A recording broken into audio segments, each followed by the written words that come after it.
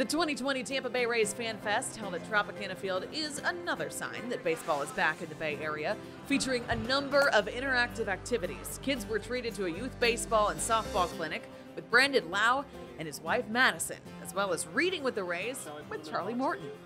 Fans also had a chance to spend some time with Rays players and coaches, and all proceeds from autograph pass sales benefited the Rays Baseball Foundation. A visit to the lounge area brought a selection of video games as well as a photo opportunity with a larger-than-life Blake Snell bobblehead. Also, more than 30 Major League alumni were present to sign autographs for free. After such an exciting 2019, the anticipation surrounding the Rays heading into the 2020 season can't be overstated. And any success the club looks to achieve begins with its pitching. Last season, the Rays overcame injuries on the mound of two key starters, Tyler Glasnow and Blake Snell. Their return in September and in the playoffs bolstered the entire team. And heading into this season, both Tyler and Blake came back to the area and worked out earlier than usual, preparing for spring training and hopefully a healthy year ahead.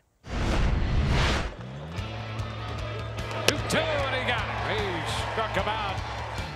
It's been a combination of things through the off season. It's been what I'm eating, going to sleep earlier.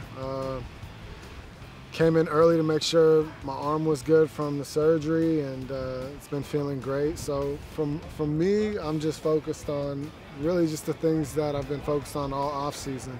Well, I think it signifies turning the page on 2019 for his just individual season. But a lot of what we saw at the end of the year was extremely encouraging. But for him to come here, he's as driven as I've seen him. You know, I've obviously been around Blake for about 8 years, you know, but just to focus on just coming into 2020 and not just setting the tone for himself, but for the staff itself as well. This year, the mentality for me has been a little slow, like obviously still doing like weight room and cardio and like more physical stuff, but like holding back a little bit with the throwing. And then just being built up the same way I usually have. But I'm feeling really good, and arm's feeling great. So yeah, it's just a little different. You want that. You want them to get around our people, our medical staff, our training staff. Kyle was there, our pitching coach was there, you know, every day, and their bullpens Monday, Friday that they threw leading up to spring training. You'd rather see them than not see them, so I think it is a good thing, and certainly those guys do set a tone for us. I just felt like it was something that I needed to do to make sure I did everything I could to be as ready as I could be for this season. But it was definitely cool to see guys were here early and were just as ready as I was for the season. More so of like a mental thing too, just having people here and trainers and coaches, you kind of can get into that game mode quicker. I'm definitely ready. The off season is I'm over it now. All right, it is time for us to welcome in Neil Solondz to the show of the Rays Radio Network. Neil, we are in Port Charlotte. It is a beautiful day, and it's time for some baseball. It is, and it's an exciting season ahead. It is such an exciting season ahead. We've got Neil here to discuss some prospects with us, because last year, Neil, the farm system for the Rays was such a crucial part to their success and their playoff run. It was, and it should be this year. I mean, it's a top 3 farm system, there's no question, and Randy Arozarena is a guy who I think could have an impact at some point this year. Certainly the trade involving Manny Margot has an impact on him potentially making the opening day roster, but the Rays really believe he can be an everyday outfielder eventually for them. And they've added a lot of talent to that 40-man roster, Neil. Player position-wise, what should we expect? There's 3 guys I think to watch for. Probably the most exciting and explosive athletically is Vidal Brujan. He's a switch hitter, plays a number of positions, second base is his best, but I think that's probably where he eventually settles in. And then you've got a similar guy in Lucius Fox, who also runs extremely well, who was brought up more as a shortstop, will play other spots too. And then in terms of power, Kevin Padlo is a guy to watch out for. He had more than 20 homers, got to AAA. Of the 3, he's probably the closest to being big league ready. And Neil, we know that shuttle between Durham and St. Pete was incredibly active last year, especially with pitchers on it.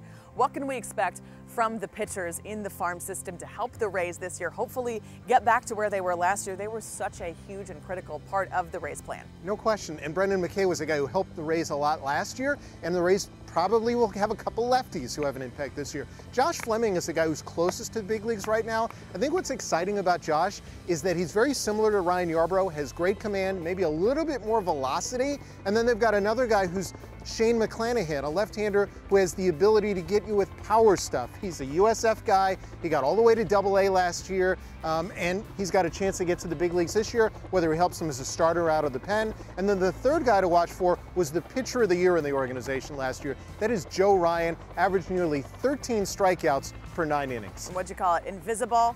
He is an invisiball, a fastball that doesn't have tremendous velocity, but has great spin rate, and like Colin Poche, gets a lot of awkward swings. And a guy we cannot ignore and we cannot miss is Wander Franco. So much excitement surrounding him last year.